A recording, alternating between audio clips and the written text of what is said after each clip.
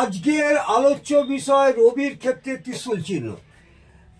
বিগত কয়েকদিন আগে আপনাদের জাল চিহ্ন, বিন্দু চিহ্ন এবং বৃত্ত চিহ্ন এবং ত্রিভুজ চিহ্ন নিয়ে আলোচনা করেছি।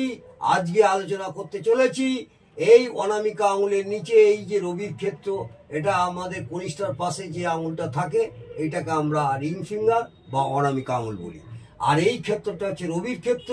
এই রবির ক্ষেত্রে যদি ত্রিভুজ চিহ্ন, এই ত্রিশূল চিহ্ন থাকে তাহলে কি হয়, রবির ক্ষেত্রে ত্রিশূল চিহ্ন থাকলে জাতক জাতিকাদের রোজগারের সাহায্য করে বা রোজগারের সাহায্য হয় এবং অর্থ উপার্জনে সাফল্য করে।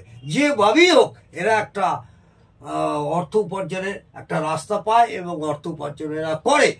আজকে এই ত্রিশূল চিহ্ন এখানে একটা শুভ চিহ্ন। এই চিহ্ন কোনো জাতক জাতিকাদের যদি হাতে থাকে তাহলে এদের অর্থে কোনো রকমই অসুবিধা হবে না, যদি এই রবির ক্ষেত্রে ত্রিশূল চিহ্ন থাকে। আগামী দিনে আমি আরও অন্যান্য ক্ষেত্র নিয়ে আলোচনা করব। আজকে এই পর্যন্ত। ভালো লাগলে অবশ্যই কমেন্টে জানাবেন। এই রবির ক্ষেত্রে ত্রিশূল চিহ্ন নিয়ে আজকে বিস্তারিত আলোচনা করলাম।